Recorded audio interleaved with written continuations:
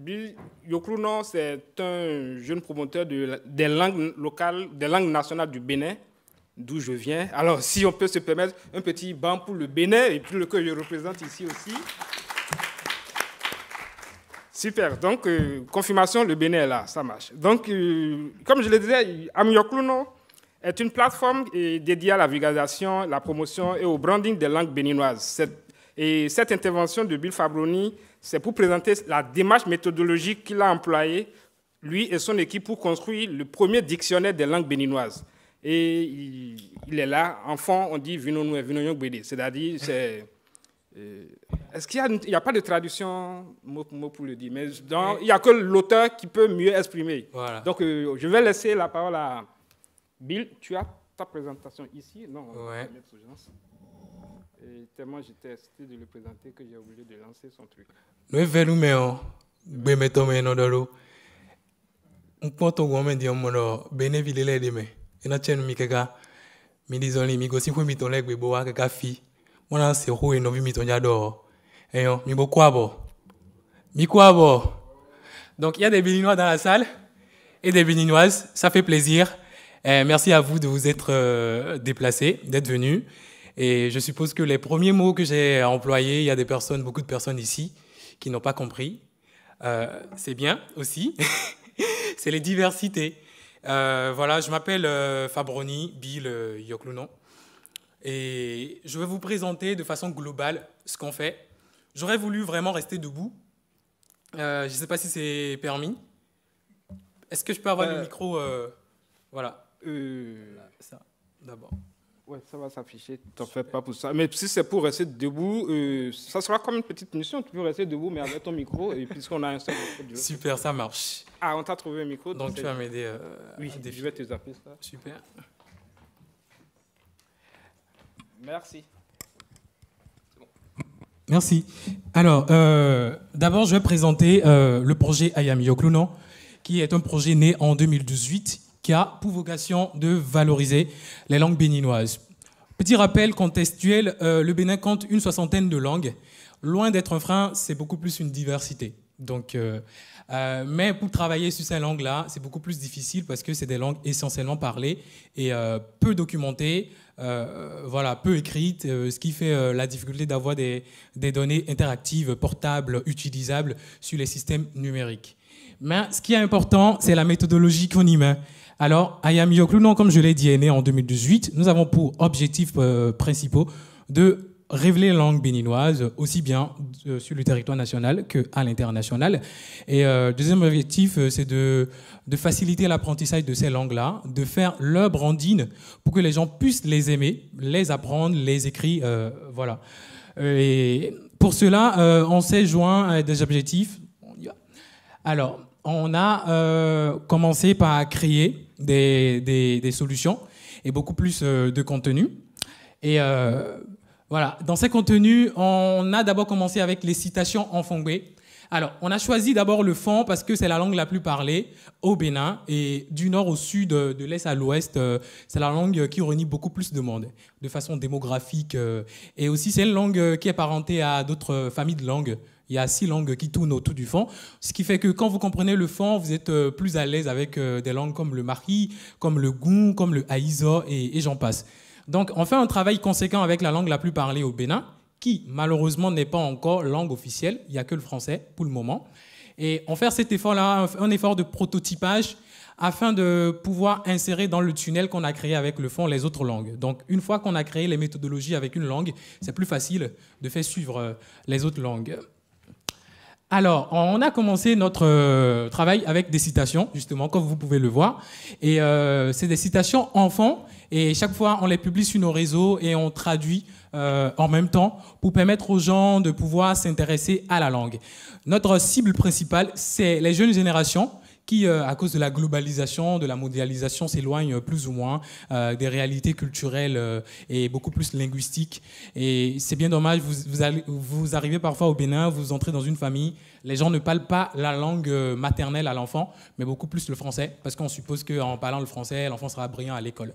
Il n'en est pas forcément le cas dans certains cas, parce que moi, on m'a tout le temps parlé ma langue, Et je crois que je m'exprime bien en français aujourd'hui, je m'exprime bien dans ma langue et dans d'autres langues. Alors, à part des citations, on a travaillé sur d'autres contenus pour permettre de révéler, de faire le branding des langues. Et l'un des contenus sur lesquels on a travaillé, à part les citations, c'est les panégyriques claniques. Alors, les panégyriques claniques, c'est en quelque sorte des éloges qui tracent l'épopée d'une famille, les grandes gestes d'une famille.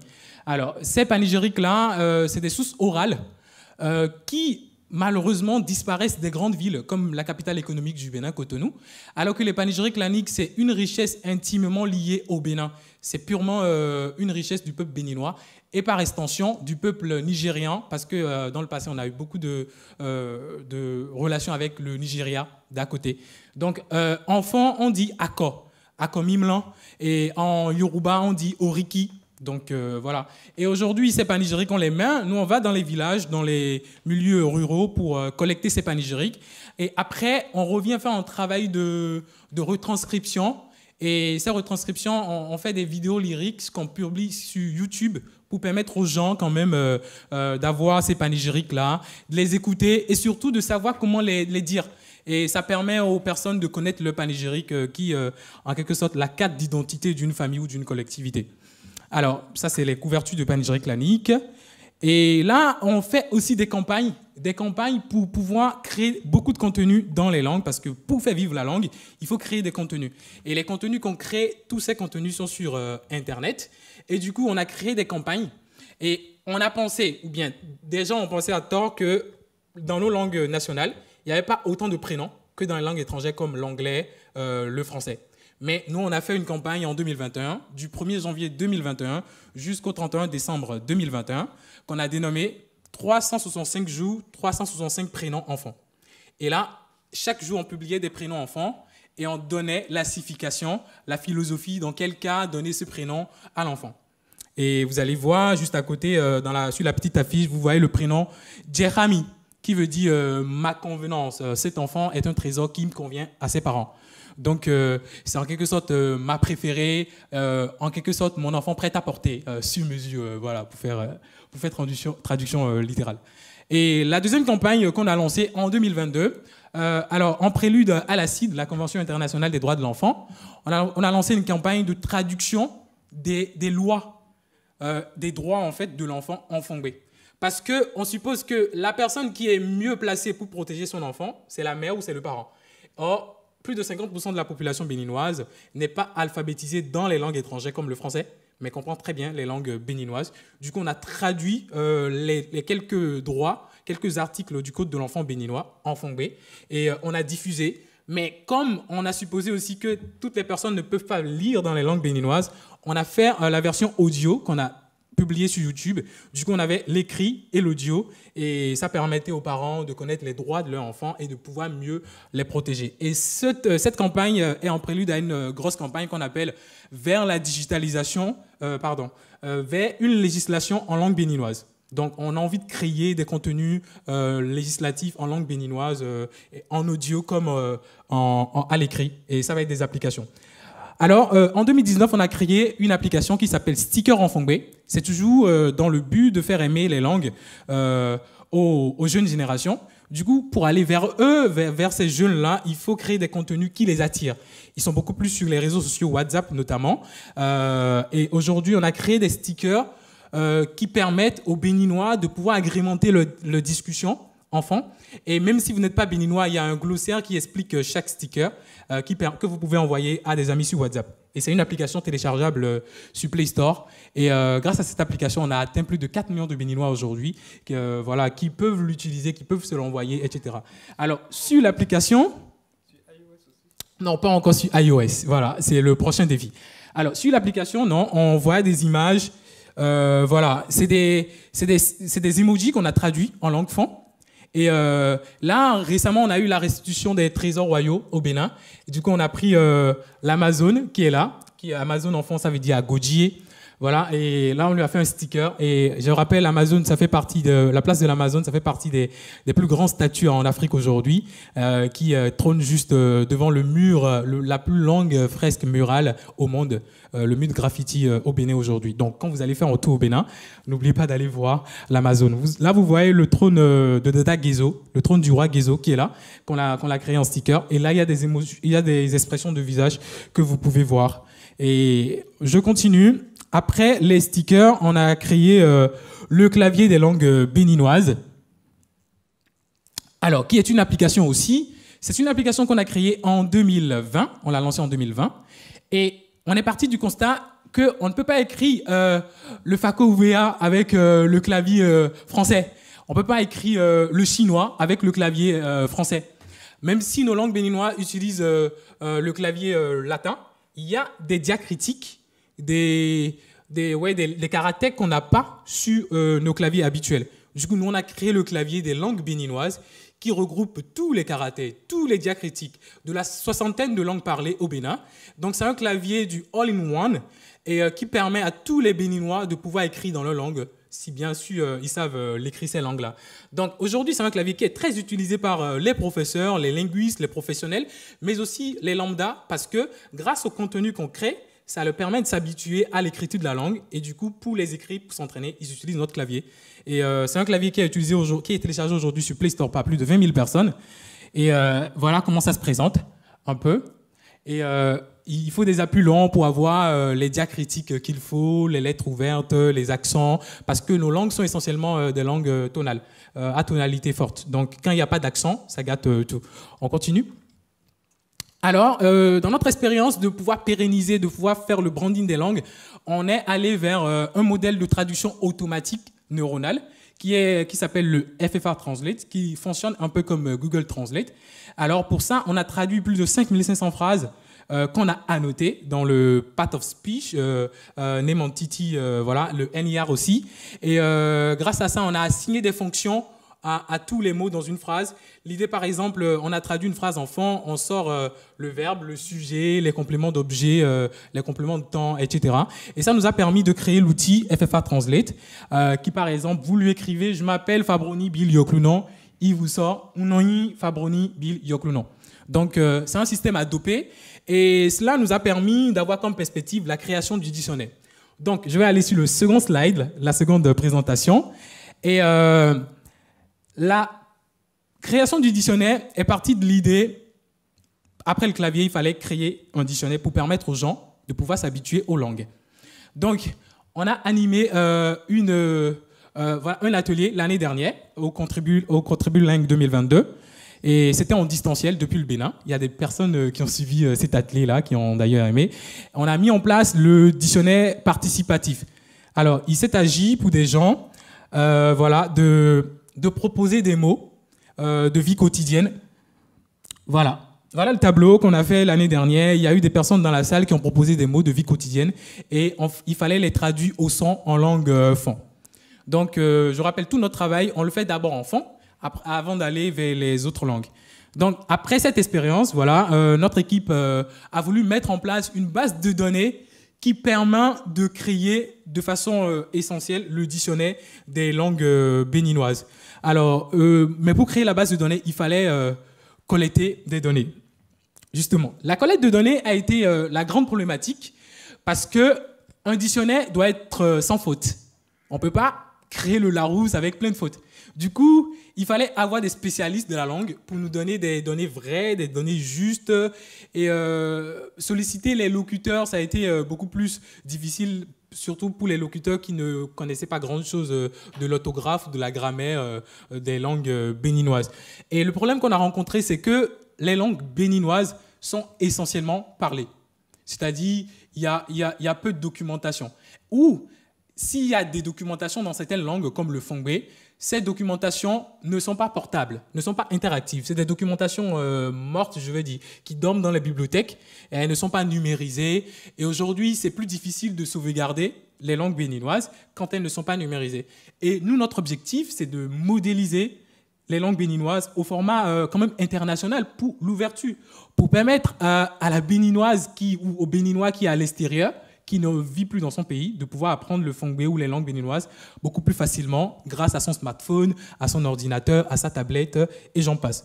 Du coup, dans nos fouilles, on a quand même recueilli quelques données, notamment des fichiers PDF. Et voilà, il fallait exploiter ces fichiers PDF. Et pour les traiter, on a dû convertir dans le format exploitable, comme Word. Et bien évidemment, la conversion n'étant pas très très juste, ça a cassé tous les accents. Du coup, on n'avait plus les accents sur les mots. Il fallait donc faire une double vérification, corriger et faire vérifier par des professionnels. Et pour cela, il fallait des collaborateurs. Donc, du coup, on a formé une dizaine de collaborateurs avec nous. Et mon équipe, c'est le moment de les saluer, franchement. Je fais une pause pour saluer ceux qui travaillent avec moi. Aude Marcel Kodia, le premier à croire en ce projet, qui est le créateur de contenu graphique. Et Gilles Vulberto Tchakpe, qui est le développeur, l'architecte des infrastructures numériques. Et bien évidemment, on a été joint par d'autres collaborateurs comme Ricardo, Aaron Vlamin, Huguette, Ok, Cynthia, Raphaël et plein d'autres voilà, qui nous aident. Mais sur ce projet du dictionnaire, on a dû former des collaborateurs, une dizaine, pour à l'orthographe et à la grammaire des langues béninoises pour pouvoir enseigner. Du coup, on a quand même réparti les lettres parce que le fichier qu'on a eu, qu'on a traduit, qu'on a converti, on a eu les 26 lettres de l'alphabet français. Donc, les mots de A jusqu'à Z.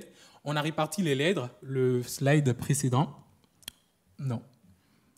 Alors, ça, c'est les lettres. Et chaque personne avait soit 2 lettres, 3 lettres à corriger et à double checker.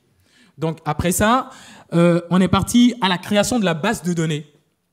Alors là, on ne s'est pas trop dérangé. On a utilisé l'application, le système Firebase App de Google, qui nous a permis de mettre en place la base de données. Et cette base de données, maintenant, il fallait les renseigner avec les mots qu'on a corrigés dans le dictionnaire. Du coup, voilà un peu l'interface de la base de données. Vous voyez en haut, ajouter un mot en français. Vous voyez par exemple chaussée. Donc, l'équivalent en fond, c'est doit faut pas nous mais chausser quelqu'un. Donc, ça fait doit faut pas nous mais en fond. Oui. Donc, vous voyez, parfois, c'est pas évident qu'on ait de la traduction en fond. Un seul mot, c'est des groupes de mots qu'on a et pour traduire la réalité. Et dans les dictionnaires, on veut un dictionnaire complet qui permette aux gens de pouvoir se faciliter la tâche, se familiariser. Du coup, on a ajouté des expressions dans lesquelles vous allez trouver le mot principal. Par exemple, chaussée, l'expression c'est se chausser et du coup, doit faut pas. Et il fallait ajouter, là vous voyez les mots qu'on a ajoutés, il fallait publier les modifications pour que l'équipe de développeurs ait les mots à ajouter dans les dictionnaires. Donc, on a traité, on a renseigné la base de données, il faut maintenant passer à l'étape de la création de l'application mobile, donc le dictionnaire des langues béninoises. Et là, la finalité, c'est d'utiliser les mots qu'on a renseignés dans la base de données. Et du coup, on a spécifié les fonctionnalités de notre application. Et voilà les fonctionnalités, c'est qu'il y ait la possibilité pour l'utilisateur de rechercher des mots entre le français et les langues béninoises. Du coup, la base français, mais aussi l'équivalent en langue béninoise. Mais aussi, on a tenu à ça une interdépendance entre les langues béninoises elles-mêmes. Du coup, le locuteur qui veut chercher un mot enfant du fond vers le Yoruba, qu'il puisse le chercher du fond vers le Yoruba, qu'il ne soit pas limité par le français. Donc, après ça, on a proposé un mot du jour aléatoire pour que les gens puissent... non, on retourne. Et ajouter des mots en favoris. La prononciation audio du mot, c'est parce que c'est là le gros challenge, parce qu'on peut chercher le mot, on peut l'avoir en écriture, mais si on ne sait pas comment ça se prononce, bah, ça ne sert à rien. Voilà. Donc, on a tenu à ça, et des expressions et synonymes, et des possibilités de suggérer des mots non trouvés. On a gardé la démarche participative et collaborative pour que les gens qui cherchent un mot qui n'ont pas l'équivalent puissent le proposer, le suggérer. Et après, notre équipe d'experts va récupérer ce mot, chercher la vraie graphie, parce que dans le dictionnaire, il ne doit pas avoir de faute, et pouvoir l'intégrer dans l'application. Alors, voilà l'interface du dictionnaire. Et ça, c'est la maquette. Voilà. C'est la première fois que je révèle la maquette en public. Du coup, je crois que quand même, ça devrait... Voilà. C'est la première fois que je présente la maquette. Et c'est un projet sur lequel on travaille depuis 2 ans. Et c'est vraiment la participation au Contribulingue 2022 qui nous a déterminé à aller plus vite. Et là, on a fait le traitement des données en 6 mois. Et là, vous voyez à gauche, français. Vous voyez Fongbe, qui est la langue la plus parlée au Bénin. Et vous avez la touche au milieu qui vous permet de switcher entre les deux. Donc vous pouvez passer à droite, Fongbe, et français à droite. Donc vous avez des mots, voilà. Il y a la case de recherche, la personne peut chercher le mot qu'elle veut et du coup avoir l'équivalent en français. Donc l'image à droite, vous voyez la même chose, mais juste le Fongbe en premier. On va au slide prochain. Merci. Là, la personne cherche le mot haricot. OK. Il a le haricot en Fongbe qui veut dire aïe, et ou aïvi. Donc, c'est ça. Et c'est quand on l'a préparé qu'on l'appelle abobo. Sinon, quand ce n'est pas encore cuit, c'est aïe et aïvi. Donc, là, vous avez les expressions dans lesquelles vous avez le mot haricot. Donc, en français, on a gros haricot rouge. Donc, en Fongbe, ça donne legbakpakun. Voilà. Donc, c'est très important. Haricot bariolé, vous avez l'équivalent en fond, etc. Donc, ça, par exemple, c'est un mot qui a beaucoup d'expressions. Du coup, on a traduit toutes ces expressions pour pouvoir les avoir en français ou en fond. Donc, vous avez en haut la touche, le bouton favoriser, mettre en favori, ou l'audio pour écouter comment se prononce le mot. Et vous avez à droite la même chose. Là, on a cherché le mot en fond. Donc, ça donne la traduction en français qui veut dire haricot. Donc, on passe au slide précédent. Prochain, pardon. Donc, voilà. Et là, maintenant, je vous propose la deuxième fonctionnalité, c'est qu'il y a une interdépendance entre les langues béninoises. Là, on a choisi le Yoruba et le fon. Donc, celui qui veut chercher un mot en fon peut le chercher et avoir l'équivalent dans une autre langue béninoise qu'il veut. Donc, on a choisi le Fongbe et le Yoruba. Donc, haricot en fon, ça donne aïvi, mais l'équivalent en Yoruba, ça donne ewa. Donc, c'est un peu ça, avec les expressions. Et vous voyez, quand il n'y a pas d'expression, en Yoruba, ça met des petits traits. Ça permettra aux personnes de pouvoir les proposer ou de pouvoir les ajouter progressivement. Alors, prochainement, qu'est-ce qu'on va faire ? C'est de finaliser le dictionnaire, notamment finaliser l'aspect visuel, ajouter les audios. Et pour cela, j'espère que Lingua Libre nous sera très, très, très utile pour pouvoir ajouter les audios. On va publier une première version juste après le Contribulingue. Et voilà, ajouter d'autres langues béninoises progressivement parce que je vous ai parlé d'une 60aine de langues. Il faut toute une vie pour pouvoir travailler sur ça. Mais grâce à la démarche participative, on espère que ça va se faire. Et c'est un projet purement entrepreneuriat social. On a un volet associatif et un volet entrepreneurial qui nous permet d'offrir des services.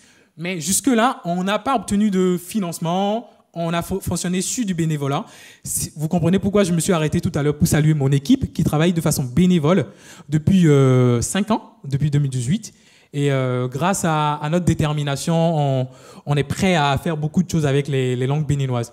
Alors, la méthodologie mise en place, bien évidemment, servira de cadre pour une construction progressive et améliorative des langues béninoises. Voilà. Donc, pour aller plus loin, vous pouvez nous suivre sur nos canaux ou nous contacter où vous voulez. Et là, on a lancé hier notre site web. On avait fait la refonte. On l'a lancé de façon officielle. Et j'espère que vous allez visiter le site web et avoir tout ce que je viens de dire, les documents qu'on fait, les contenus qu'on crée, les méthodologies mises en place pour promouvoir les langues béninoises. Donc j'ai commencé assis, j'ai fini assis. Merci de m'avoir suivi. Merci de le faire asseoir comme cela se doit. Merci, oui, tu as quelque chose à ajouter. Alors, vous avez compris que toutes nos initiatives sont sur Internet, parce que notre devise, c'est le numérique au service des langues béninoises. Et aujourd'hui, grâce à ça, on a atteint beaucoup de personnes, plus de 4 millions de personnes qui utilisent nos solutions, qui ont déjà entendu parler de nous au moins une fois. Et bien évidemment, on a envie parfois de matérialiser ce qu'on fait pour que les gens puissent voir aussi le concret. Et du coup, cette année, on a créé le premier agenda enfant.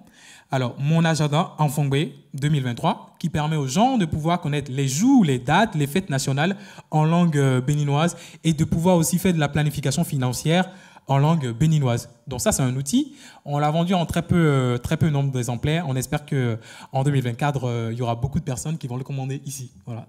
Merci. Merci Fabroni. Et parfois, j'ai la chair de poule quand je veux le présenter ou bien parler de lui, tout et tout. Et pourtant, il fait partie des premières personnes avec qui le collectif IDEMI a essayé de mettre en avant dans sa politique de visibilité des langues africaines. Encore maintenant, avant de passer aux questions, je vous prie encore, c'est toujours le Bénin qui gagne. Hein. Un dernier coup de micro, s'il vous plaît. Du coup, naturellement, je suis sûr qu'il y a des questions. Et il y en a en ligne et il y en a aussi en salle ici. Et sans oublier les félicitations qui continuent d'aller en ligne. Est-ce que, bon, tout à l'heure, on avait fait en ligne ici, on va commencer par ici cette fois-ci, d'accord? Est-ce qu'il y a des questions dans la salle? Oui, madame, ici. Un instant, le micro vient, s'il vous plaît.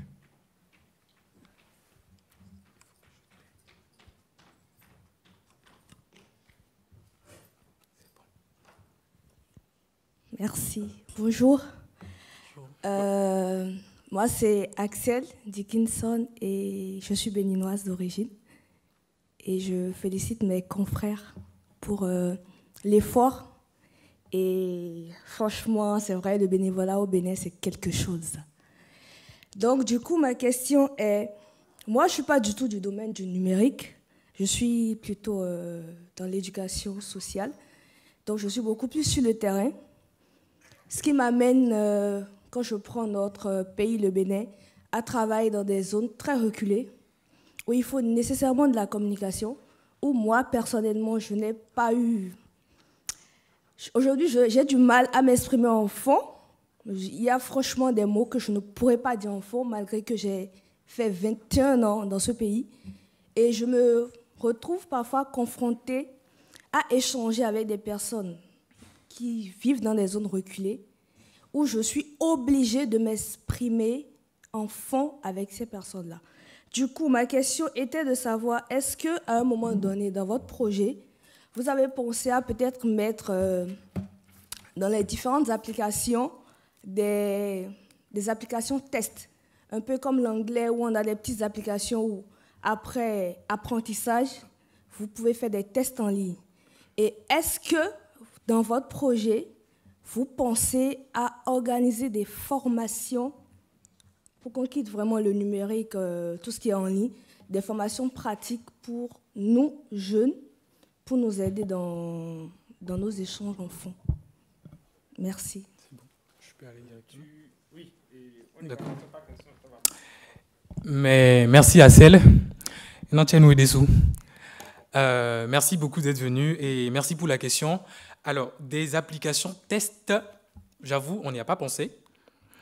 Sinon, ce qu'on nous on fait en général pour permettre aux gens qui vont par exemple dans les milieux reculés, qui sont confrontés qui vont faire des enquêtes, faire des séjours pour pouvoir parler, c'est de créer des applications en test, pas test TEST, mais test écrit, mais aussi d'ajouter le volet audio pour que la personne puisse écouter et puisse répéter.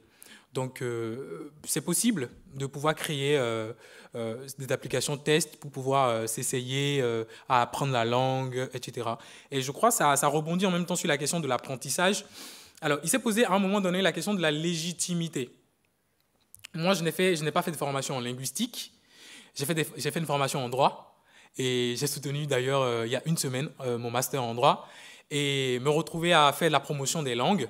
De façon personnelle, je ne me suis pas trouvé légitime, mais ce matin, je me trouve très légitime après les exposés et tout, parce que la langue m'appartient aussi, les langues béninoises m'appartiennent, et du coup, les mettre en avant, c'est déjà bien. Alors, on a envie de faire plus tard des MOOCs, donc des cours online, pour permettre aux gens de pouvoir apprendre la langue de façon même autonome, que ce ne soit pas seulement au Bénin, mais en distanciel. Donc, bien sûr, dans le moyen terme, il y aura des formations et il y aura de l'apprentissage en ligne et en présentiel. Mais pour le moment, le plus important, c'est de créer assez de contenus, des contenus interactifs, des contenus attrayants pour donner de la valeur aux langues et aussi faire un plaidoyer envers les forces publiques, les autorités, pour que, en plus du français comme langue officielle, qu'il y ait quand même une langue locale, une langue nationale qui accompagne. Et je crois que tout tout commence par là. C'est beaucoup plus de la volonté politique. Aujourd'hui, si le gouvernement béninois décide qu'une langue accompagne le français comme langue officielle, je crois que cette langue sera enseignée beaucoup plus de façon formelle dans les écoles et des curricula seront créés et ça va permettre la vulgarisation, la valorisation des langues. Donc, pour répondre, ça va se faire à moyen terme, les applications tests, les formats d'apprentissage en ligne comme en présentiel. Si il permet, je vais peut-être ajouter une petite contribution pour dire, en ce qui concerne souvent les langues, ce n'est pas les cadres d'apprentissage qui manquent. Il y a plein de propositions, que ce soit des applications, mais quant à leur efficacité, je ne saurais le faire, je le dis, puisqu'on n'a pas eu à tout expérimenter. Mais les espaces pour apprendre existent. Mais c'est plutôt ce qui nous manque, c'est les cadres d'application de ce qu'on apprend. Tu comprends fond, il faut écrire fond. Tu comprends fond, comment est-ce que tu peux pratiquer ce fond. Il faut pouvoir trouver un cadre où il faut t'exprimer de temps en temps. Justement. Parce qu'à force de ne pas t'exprimer, ça peut t'échapper. C'est la pratique qui renforce. Donc, apprendre, on peut te remettre tout de suite une application là pour te dire, 3 mois après, tu seras encore en train d'apprendre les jeux, comme on a appris l'anglais de la 6e en terminale. Mais c'est déjà bien. Je sais que les cadres d'apprentissage, on va avec le temps les renforcer, les adapter au contexte qui évolue. Mais pour le moment, je vais plutôt nous exhorter à nous chercher plutôt des cadres d'application ou d'exercice des langues que nous apprenons. La meilleure manière d'apprendre une langue, c'est de la parler. Ouais. Et si tu parles quelque chose, tu veux me parler, écris-moi. Et si tu veux écrire, écris dans la langue dans laquelle tu as parlé. Et ensemble, on va briser le mythe qui dit que la tradition africaine est orale. Ça, c'est un mythe qu'on a intégré et qui, ma foi, nous donne la paresse de sortir de cette oralité. On peut l'écrire. Il y avait déjà des gens qui écrivent en fongbe. Il y a des livres qui sortent en fongbe. Et il faut qu'on sorte de ce livre pour dire que le mythe, c'est oral. Parce qu'il y a plein de productions de contenu en fongbe. Il y a des vidéos, il y a des audios. Mais tant qu'on ne l'écrit pas, les moteurs de recherche, les moteurs du Internet, là, bon. Merci. Quand je vais commencer, je ne vais pas finir. Il y a encore une autre question. Oui, il y a la dame derrière avant vous, s'il vous plaît. Oui, madame. Alors, Makilis Koko, tout d'abord, je vous félicite vraiment pour cette belle présentation. Connaissant notre passé, je suis béninoise pour information, connaissant notre passé et la difficulté surtout qu'on a à transcrire ces langues, franchement, pour ce que vous avez présenté tout à l'heure, ça mérite vraiment des félicitations. Alors, vous l'avez dit tout à l'heure, les langues béninoises, notamment la langue fongbe, elle est une langue tonale.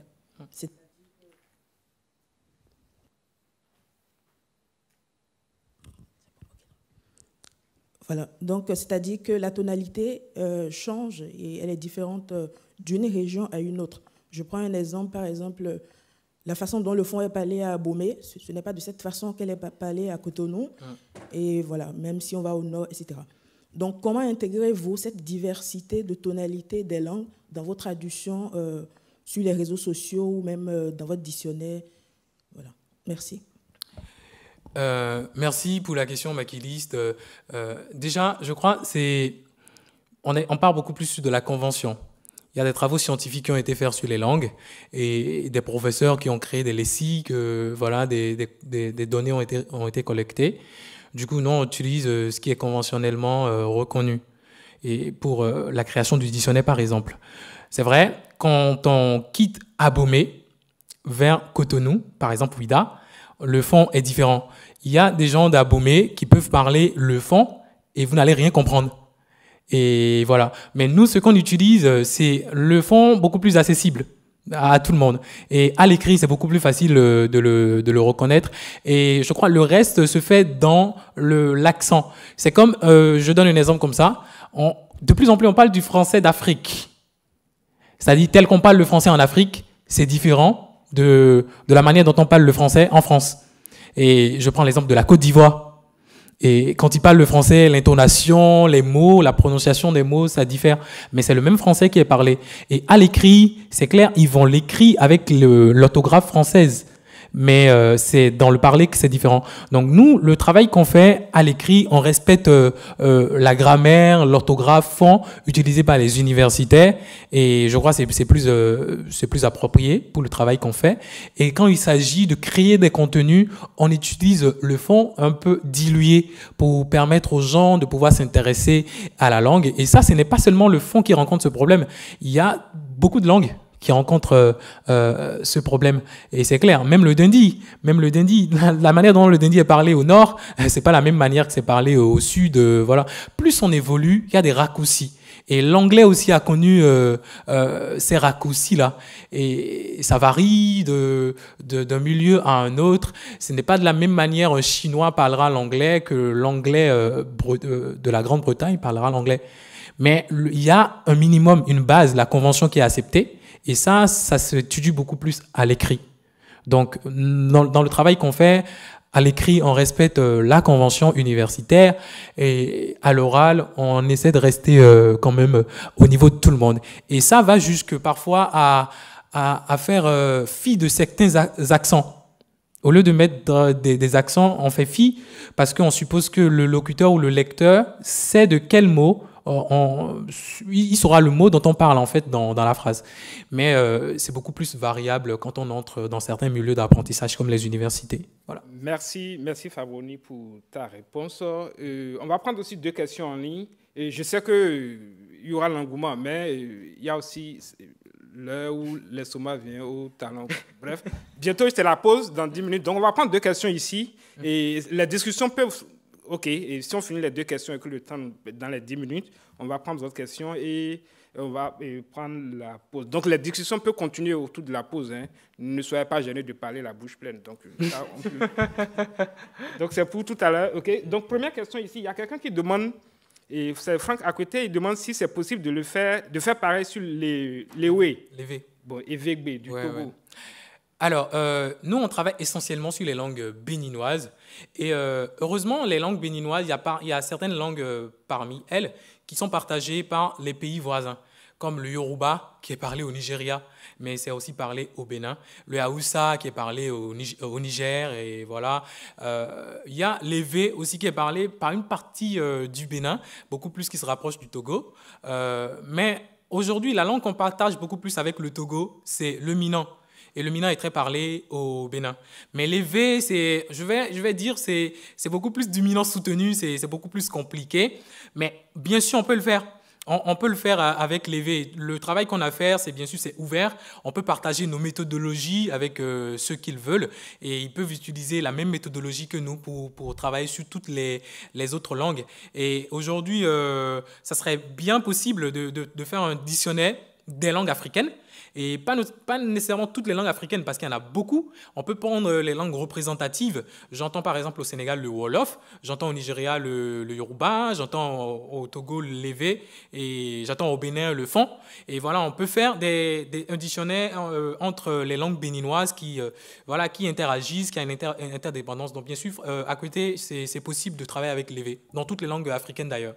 Merci. Donc je confirme que c'est possible et que... la plupart des problématiques que rencontrent les langues de l'Afrique sont à peu près les mêmes. Donc, quelqu'un qui arrive à réussir quelque chose pour une langue, on peut les dupliquer. Donc, c'est ça, je sais pas, les experts appellent scalabilité. Ou bon, bref. Et la deuxième question, c'est, avez-vous des enregistrements anciens et pourrez-vous les utiliser légitimes, sans aucun doute?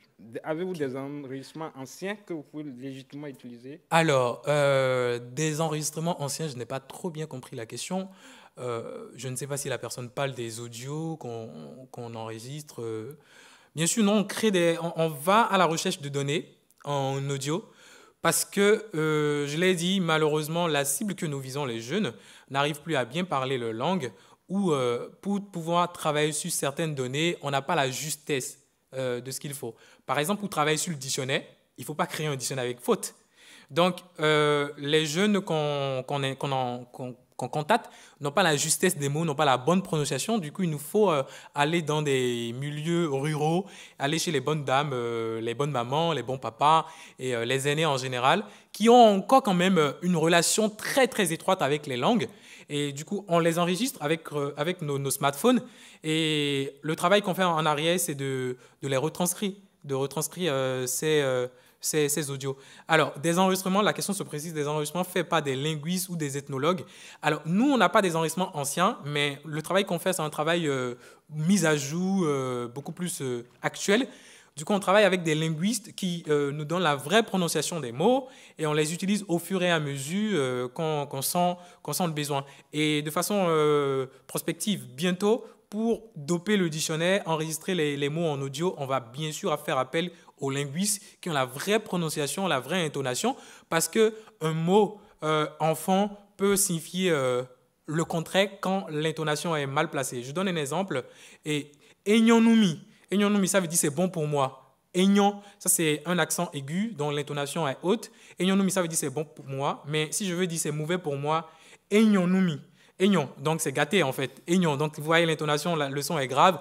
Et il faut éviter des catastrophes comme ça dans les langues béninoises, comme notamment le fon. Et du coup, l'accent est très important. Et pour travailler avec les linguistes, il faut des enregistrements, etc. Et pour compléter la réponse à la question, oui, il y a des enregistrements spontanés, mais bien sûr, on va lancer un appel à enregistrement de façon libre, parce que le travail qu'on fait, c'est de façon participative. Voilà. Merci. Et c'est sur ce mot que je vais vous inviter à... il avait une question.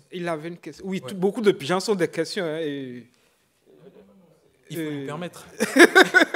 Je crois que j'ai encore 2 minutes. Ouais, vous savez, on a aussi une contrainte de temps. La journée, elle est longue et puis on sait que... Bon, ok, d'accord. Donc, on se donne 2 minutes, mais rigoureusement, que la prochaine question soit brève. Et s'il te plaît, toi, si tu es bref dans ta... Bien sûr, ça va se continuer autour de la table. Autour de la table. Je vous ai dit, n'ayez pas peur de parler. Non, bien, merci. Ma question, elle sera vraiment brève. C'est de savoir si ça a été facile pour toi et ton équipe de collecter les informations auprès des linguistes, auprès de nos professeurs, parce que tu sais très bien que je travaille sur le Dindi depuis près de 7 ans, et la difficulté que j'ai avec l'équipe qui travaillait avec moi, c'est un peu ça, collecter ces informations qui datent de la Révolution parfois, la Révolution béninoise. Ouais. Et déjà, merci. C'est très pertinent la question, je vais aller brièvement. Pas très facile de communiquer avec les linguistes, mais aussi on est allé dans une démarche participative. Et bien évidemment, on est ouvert à toutes les propositions. Mais comme je l'ai dit, la difficulté que rencontrent même les linguistes déjà, les universitaires, c'est que leurs données ne sont pas portables, ne sont pas interactives. C'est des données qui meurent dans les bibliothèques, par exemple de la direction de l'alphabétisation. Donc, la numérisation des données en langue, c'est encore une grosse problématique à régler. Et c'est pourquoi nous, on s'est focalisé sur la digitalisation des langues béninoises. Et nos solutions, c'est purement numérique et ça permet l'ouverture vers d'autres horizons, ça permet de venir à Paris parler des langues béninoises, mais aussi, voilà, ça permet aux jeunes générations d'être connectées aux langues. C'est vraiment le mot, d'être connecté. Tout à fait, ça permet aux jeunes d'être connectés aux langues. Et je sais que quand on est rentré dans la passion, on a du mal à s'arrêter. Donc c'est sur ce mot qu'on va pouvoir faire une petite pause pour aujourd'hui. Recevez-le comme vous le voulez, avec vos applaudissements bien sûr.